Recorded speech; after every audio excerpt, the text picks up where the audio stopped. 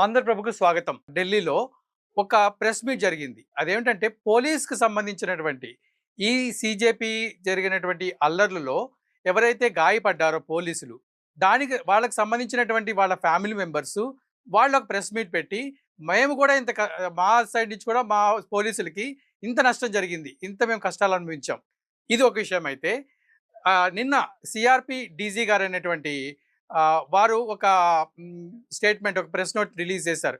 ఏమిటంటే, ఈ అల్లర్లలో ఇక్కడ జరిగిన సీజేపీ అల్లర్లను కానియండి, లేదా ఇంకో చోట జరిగిన ఏ అల్లర్లో అయినా సరే చట్టబద్ధంగా ఏదైతే పెల్లెట్లు వేస్తారా, లేకుంటే బాష్పవాయువు ప్రయోగిస్తారా, దీనికి సంబంధించి ఏ ప్రాబ్లమ్స్ ఉన్నా నేను బాధ్యత తీసుకుంటానని చెప్పి వారు ముందుకొచ్చారు. సో ఈ విషయాలన్నీ మనం ఒకసారి చర్చిద్దాము.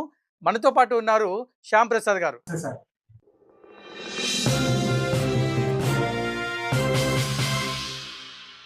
ఢిల్లీలో జరిగినటువంటి అల్లర్లలో సరే దాన్ని రాజీనామా ఇచ్చారు.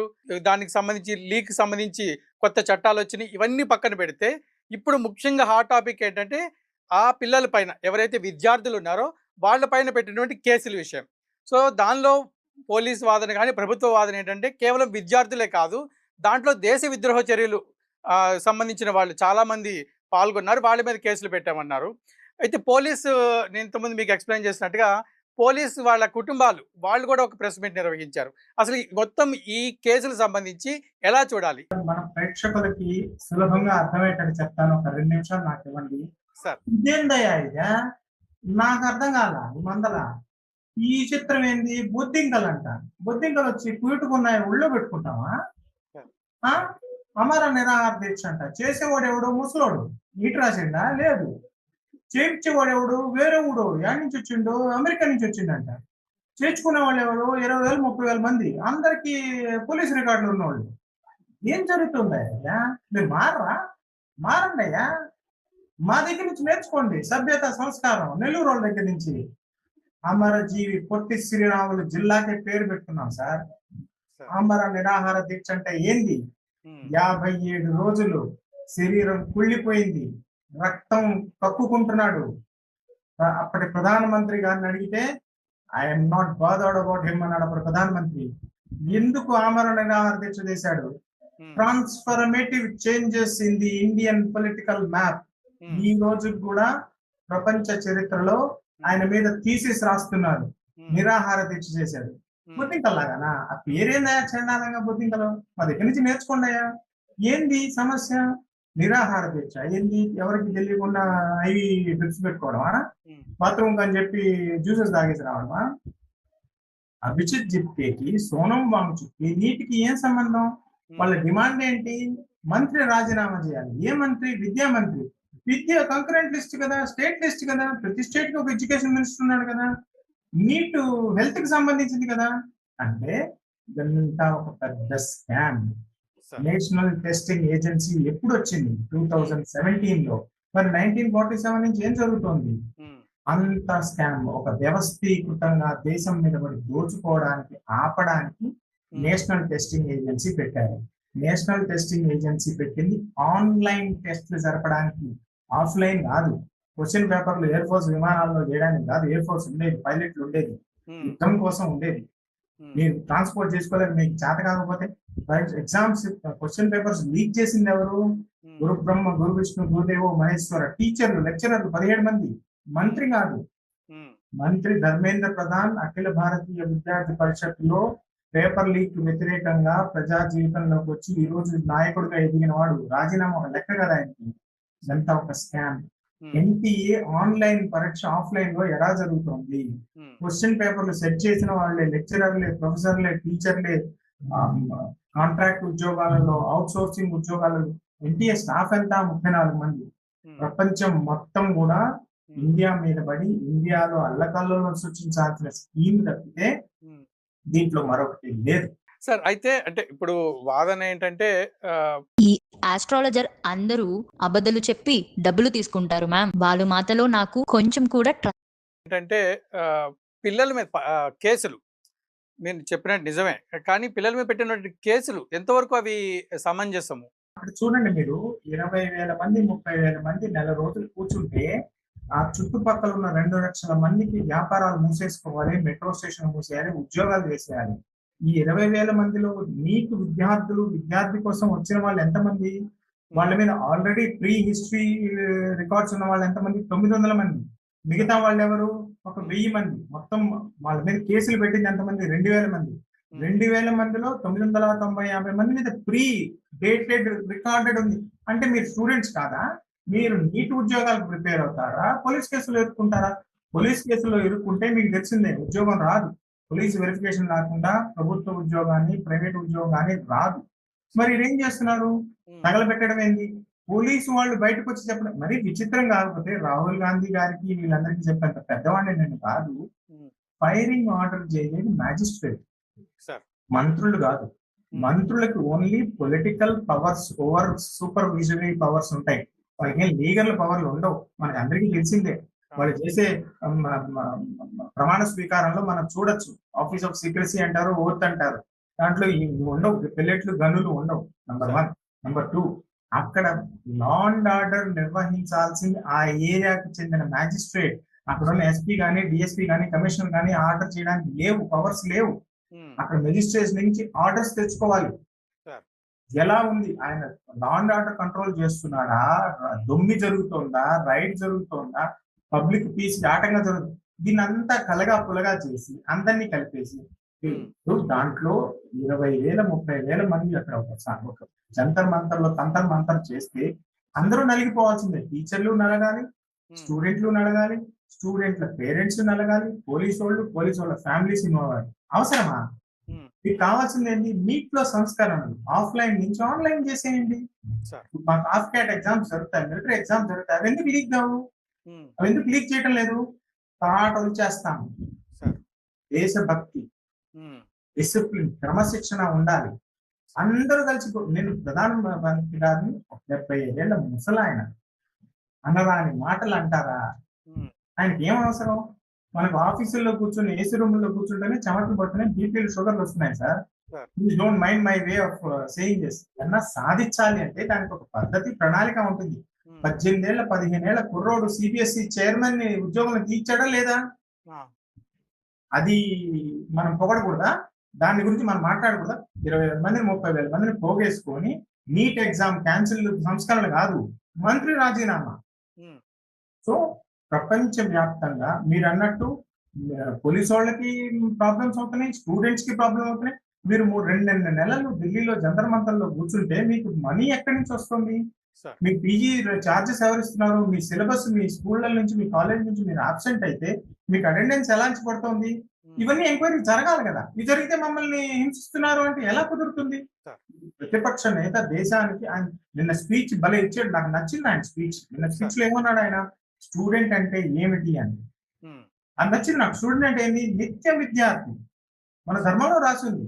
ఫార్మర్ కూడా స్టూడెంట్ కావచ్చు, మీరైనా స్టూడెంట్ కావచ్చు, నేనైనా స్టూడెంట్. స్టూడెంట్ ఏంది? సత్యం కోసం ఎదుర్కొనే వ్యక్తి స్టూడెంట్. ఇది రాహుల్ గాంధీ గారి మాట, నా మాట కాదు. పార్లమెంట్ లో వచ్చిన స్పీచ్ లో మాట నాకు భలే నచ్చింది. కానీ దాని ముందు, దాని వెనక, దాని చుట్టూ అంతా మాయ, జంతర్ మేడ. తప్పు కదా సార్. అయితే ఇక్కడ ఒక చిన్న కంపారిజను. ఇదే జార్ఖండ్ లో ఇప్పుడు జరుగుతుంది ఇదే ప్రొటెస్ట్. ఇక్కడ కూడా స్టూడెంట్స్ సంబంధించి విద్యార్థులు చేస్తున్నారు. కానీ ఇక్కడ మీరు అన్నట్టు ఇంతకుముందు ప్రధానమంత్రిని తిట్టడం కానీ లేదు, అక్కడ ఎవరైనా దేశ విద్రోహాలు వచ్చారా అంటే కాదు, చాలా ప్రశాంతంగా జరుగుతుంది. సో ఈ యొక్క ప్రొటెస్ట్ ఇప్పుడు జరుగుతున్నటువంటి జార్ఖండ్లో జరుగుతున్నటువంటి ఈ ప్రొటెస్టు, మన జంతర్ మంతర్లో జరిగిన ప్రొటెస్టు, సో ఎక్కడ వ్యత్యాసం సార్ దీనికి? అంటే ముఖ్య కారణం ఎక్కడ? అంటే మీరు అన్నట్టుగా అంటే విదేశీ శక్తులు రావడం వల్ల, లేకపోతే స్టూడెంట్స్లో ఒక సరైనటువంటి దిశానిర్దేశము లేకపోవడం వల్ల ఎందుకు జరిగింది ఈ విధంగా? దిశానిర్దేశం లేకపోవడం సార్. మన అందరిలో పిల్లలు ఉన్నారు, వాళ్ళు హట్ అంటాం. చిన్న పిల్లలు మొండికేస్తే ఇంక వాళ్ళకి తెనాలి రామలింగడి కథలు గుర్తొస్తాయి. రాజుగారిని ఒకరోజు ప్రపంచంలో ఉన్న కష్టమైన పని ఏంటి అంటే, సార్ పిల్లల్ని పెంచడం, భలేవాడి పిల్లలు పెంచడం అనేది నేను చేసేస్తాను. తెనాలి రామకృష్ణ పిల్లోడు అయిపోయాడు, రాజుగారు తండ్రి అయిపోయాడు. అన్ని అడిగినవన్నీ ఆయన తెచ్చిస్తున్నాడు. చివరికి తెనాలి రామకృష్ణ ఏమన్నాడు? ఆ ఏనుగు ఉంది కదా, ఏనుగు కావాలని తీసుకురారంటారు. 2 ఏనుగులు పెట్టు, ఏనుగు తీసుకొచ్చిన జేబులో పెట్టమన్నారు. ఇది బాల మొండి అంటారు, పిల్లలకి నేర్పించడం. పిల్లలు మన భవిష్యత్తు సార్. నాకు పిల్లలు ఉన్నారు, మీకు పిల్లలు ఉన్నారు.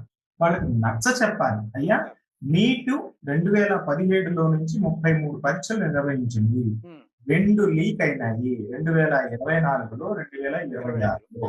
పర్సెంటేజ్ చూడండి, ఉమ్, ఎర్రర్ జడ్జిమెంట్ ఉంటుందా లేదా అని మీరు చెప్పారనుకోండి, వాళ్ళు ప్రశాంతంగా వింటారు. అలా కాకుండా ప్రపంచం అల్లకల్లాలం అయిపోతుంది, రేపటి నుంచి మన దేశంలో ఎవరు డాక్టర్లు కారు అని బయట నుంచి వచ్చి మనకు చెప్పాలా? ఈ రోజు కూడా మన హెల్త్ వ్యవస్థ బ్రహ్మాండంగా ఉంది as compare to out side countries. మన దగ్గర డాక్టర్ల సంఖ్య తక్కువగా ఉంది. దాన్ని పెంచాలని కొత్త కొత్త సంస్కరణలు తీసుకొస్తే ఉమ్, దాన్ని డైవర్ట్ చేస్తూ ఒక మంచి ఇది ఒక పెద్ద గేమ్. విదేశీ శక్తులు మన వాళ్ళు కలిసి మీరు చెప్పారు జార్ఖండ్ లో ప్రశాంతంగా జరుగుతుంది. మన దేశంలో ఎన్ని మన ప్రజాస్వామ్య దేశం, ప్రతి చోట నిరసన ప్రదర్శిస్తాము, ప్రతి చోట మనం ప్రొటెస్ట్ చేస్తాం. ఎన్ని జరుగుతున్నాయి, ఎన్ని రాష్ట్రాలు ఉన్నాయి, ఎన్ని జిల్లాలు ఉన్నాయి, 750 జిల్లా కేంద్రాలు ఉన్నాయి. ప్రతి చోట ప్రొటెస్ట్ జరుగుతుంది. ప్రతిరోజు కలెక్టర్ల ముందు ధర్నాలు జరుగుతుంటాయి. అవన్నీ వైలెన్స్ తో కూడుతున్నాయా? దాన్ని చచ్చిపోతున్నారా? Pellet guns ప్రయోగిస్తున్నారా? AK-47 ప్రయోగిస్తున్నారా? ఏంది అక్కడ గేమ్ వేరే ఉండింది. పార్లమెంట్ కి మీకు మార్చి దేనికి? What are you trying to do in parliament? హింస, ఆర్సన్, దొమ్మి. మీకు కావాల్సింది ఏంటి? మీరు చేసేది ఏంటి? మీకు మామిడికాయ కావాలంటే జాన్ చెట్టుని ఎరగొట్టేస్తే ఏమొస్తుంది? మామిడికాయలు బ్రహ్మాండంగా పండుతుంటాయి. మీకు తెలియకుండానే మీ జాన్ చెట్టుని మీరు కొట్టేసుకుంటారు. జీవితంలో జామకాయలు దొరకవు. ఇక్కడ ప్రేరేపిస్తున్నారు. జార్ఖండ్ లో ఏం జరుగుతుంది? ప్రణాళికాబద్ధంగా వాళ్ళు డిమాండ్ చేస్తున్నారు. దానికి ప్రతి నేను చదువుకున్నాను సార్, నా 10th క్లాస్ లో మా పేపర్ లీక్ అయింది. క్వశ్చన్ పేపర్ మాకు మళ్ళీ పెట్టారు. బోర్ని ఏడ్చా నేను, ఊరు నాయన ఇదేంద్ర మళ్ళీ చదువుకోవాలని. నేను దొమ్మి చేశానా? ఈ రోజు ప్రశాంతంగా కూర్చొని మీతో మాట్లాడుకున్నాంటే పూర్వజన్మ సుకృతం. చదువుకున్నాను, ఆ చదువును ఉపయోగించుకుంటున్నాను. రేపు వీళ్ళ పరిస్థితి ఏంది? వీళ్ళ మీద కేసులు పెడితే అది ఆలోచించాలి కదా. మనం పెద్దలుగా వాళ్ళకి చెప్పాలి కదా. యూత్ అంతా చెడ్డ అని నేను అంటున్నా. యూత్ పవర్ మనకు అవసరం. మనం చూడండి, విక్రమ్ ని ఆకాశంలో పంపించింది యూతే కదా. CBSE చైర్మన్ రిజైన్ చేయించింది యూతే కదా. ఈ కిర్కీ గాడికి ఏం సంబంధం? యుఎస్ లో ఉన్నోడికి ఇండియాతో ఏం సంబంధం? సోమనాథ్కి నీట్ తో ఏం సంబంధం? నక్కకి నాగలోకానికి సంబంధించి ఇది తప్పు. ఇలా చేయకూడదు. మా అమర్జీవి దగ్గర నుంచి నేర్చుకున్నాం నిరసనలు, లేకపోతే అస్సాం గణపరిషత్లో ప్రఫుల్ల కుమార్ మహంతా దగ్గర నుంచి నేర్చుకున్నాం, ఎన్టీ రామారావు గారి దగ్గర నుంచి, విజయ్ దగ్గర నుంచి నేర్చుకున్నాం. ఊపు ఈ రోజు ముఖ్యమంత్రి అయ్యాడా లేదా? సార్ ఇక్కడ ఒక చిన్న విషయము, అంటే సార్ బీజేపీ ప్రభుత్వం ఎవరు నడుపుతున్నారో పక్కన పెడితే, ఇంతకుముందు మీరు అన్నారు ప్రధానమంత్రి గారు వాళ్ళు ఇప్పుడు 73 సంవత్సరాల వ్యక్తి. సో ఇదే ప్రధానమంత్రిని మొన్న ఆయన 2 సార్లు ఆయన స్థాయి దిగి వచ్చి పిల్లల కోసం, విద్యార్థుల కోసం ఆయన ఇన్స్టాలో మాట్లాడారు. అయితే పిల్లలకి ఈ విషయాలు అంటే ఇదే ప్రధానమంత్రి రాకముందు, అంటే 2014కు ముందు మనం అందరం చూసాము పవర్ కట్. అప్పుడు ఇప్పుడు వీళ్ళు అనుభవిస్తున్నారో ఈ ఇంటర్నెట్ ఇది లేదు. 14 ముందు ఇంటర్నెట్ ఎంత చాలా కష్టమైంది అందరికీ తెలుసు. సో ఈ విషయాలు అంటే అప్పుడు ఓటు వచ్చిన ఆ టైంలో 2014లో ఓటు హక్కు వచ్చిన వాళ్ళు ఇప్పుడు 30 సంవత్సరాలకు వయసు వచ్చేసి ఉంటుంది. సో కానీ ఇక్కడెక్కడో అంటే ముఖ్యంగా తల్లిదండ్రులు కానీ లేకుంటే విద్యార్థులు కానీ ఈ విషయాలు మన జెన్జీకి కమ్యూనికేట్ చేయడంలో ఎక్కడైనా లోపం అనిపిస్తుందా మీకు? ఎక్కడో తేడా కొట్టింది సార్. మీరు కరెక్ట్ గా అనలైజ్ చేశారు.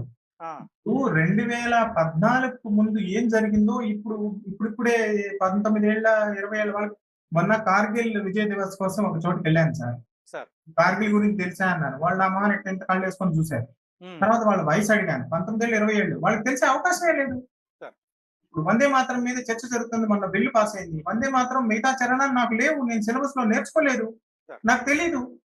చెప్పాలి కదా, చెప్పే పద్ధతి ఉంది కదా, చెప్పే వాతావరణం క్రియేట్ చేయాలి కదా. మన యూత్ లో ప్రాబ్లం ఏం జరుగుతుందంటే 2014కు ముందు అంటే వాళ్ళు ఈ 2014 26 అంటే కనీసం 13 ఏళ్ళు వస్తాయి కదా, 14 ఏళ్ళు 12 ఏళ్ళు వస్తాయి.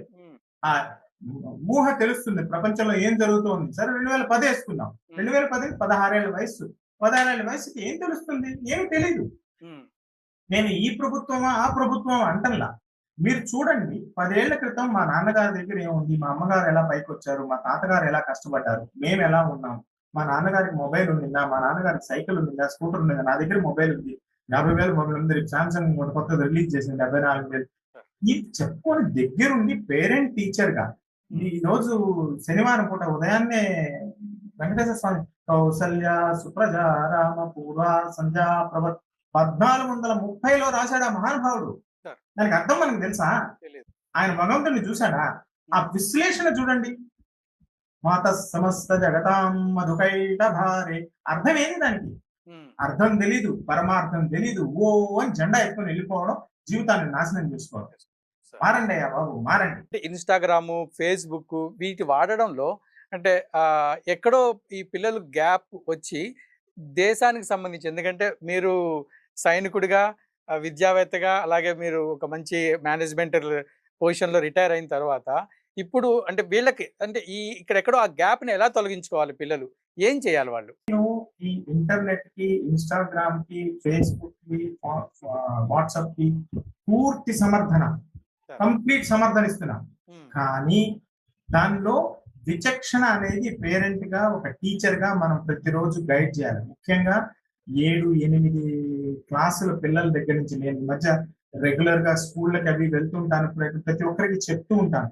వాళ్ళందరూ ఆశ్చర్యపోతుంటారు, ఏం సార్ మీరు రాగానే పవర్ పాయింట్ ప్రెజెంటేషన్ ఇస్తారు, నేను ఇది ఓ ఈడ్ చేశాను, పూర్తి చేశాను, తుంచేశాను చేశాను అంటారు అనుకుంటా. కానీ మీరు ఇంటరాక్టివ్ గా చెప్తున్నారు వాళ్ళ లెవెల్లో, అంటే అది జరగాల్సింది. టీచర్ గురు బ్రహ్మ గురు విష్ణు అంటే అదే. ఉమ్, పిల్లలకి అర్థమయ్యే విధంగా వాళ్ళ లెవెల్లో, పిల్లల్లో గొప్పతనం ఏంటంటే వాళ్ళు ఇట్టే మంచి విషయాలు క్యాచ్ చేసేస్తారు, క్యాచ్ చేసి వాటిని పాటిస్తారు. వాళ్ళలో బ్రెయిన్ నర్వ్ సిస్టమ్ అంత స్ట్రాంగ్ గా ఉంటుంది. ఈ ఇన్స్టాగ్రామ్ కానీ, ఫేస్బుక్ కానీ, వాట్సాప్ కానీ, మిగతా చిన్న చిన్న గిబుల్స్ లో ఇంకా వెళ్ళలేదు, ముసలో అయిపోయాను. ఇవి వాడుకోవాలి, పాజిటివ్ గా వాడుకొని ఎట్ ఎ క్లిక్, మన ఫింగర్ టిప్స్ మీద ఇన్ఫర్మేషన్ ఉంది.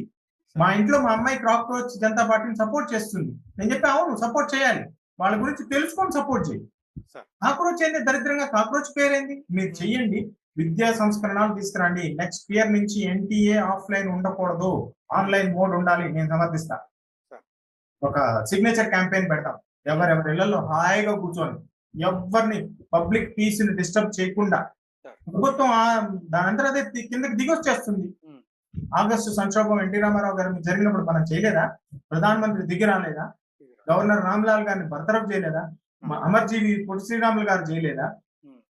వైలెన్స్ లేకుండా, హింస లేకుండా, ప్రభుత్వం బయట దేశాలను ఇన్వాల్వ్ చేసుకోకుండా, భూటాన్ లో ఏం జరిగింది, నేపాల్లో ఏం జరిగింది, ఇప్పుడు అమెరికాలో ఏం జరుగుతుంది, ఇరాన్ లో ఏం జరుగుతుంది మనం చూస్తున్నాం కదా. ఇంత ప్రశాంతంగా కూర్చొని ఎవరైనా వీడియోలు, ఇంటర్వ్యూలు చేసుకుంటున్నారా? ఇది అబ్జర్వ్ చేసి మన పిల్లలకి మనం నేర్పించుకుంటే నెక్స్ట్ తరం బ్రహ్మాండంగా మనకన్నా గొప్పగా తయారవుతుంది. వికసిత్ భారత్ 2047 మనం సాధిస్తాం. సార్ చాలా సంతోషం, మీ విలువైన సమయాన్ని మా ఆంధ్రప్రభ ప్రేక్షకులు కేటాయించి చాలా విలువైన విషయాలు తెలియజేశారు. విన్నారు కదా, ఇప్పుడున్నటువంటి యువత, వాళ్ళకున్నటువంటి శక్తి, వాళ్ళకున్నటువంటి నాలెడ్జ్ అవన్నీ చాలా విలువైనవి. దీన్ని సరైన రీతిలో ఉపయోగించుకోవాలి. ప్రొటెస్ట్ చేయండి, మీరు ప్రశ్నించడంలో తప్పు లేదు, కానీ దానికి ఒక పద్ధతి ఉంది. ఆ పద్ధతి ప్రకారం వెళ్ళమని వారి యొక్క విశ్లేషణ. దీనిపై మీ అభిప్రాయం కూడా తెలియజేయండి. అలాగే ఆంధ్రప్రభకు సబ్స్క్రైబ్ చేసుకోండి, మీ స్నేహితులకు తెలియజేయండి. నమస్కారం.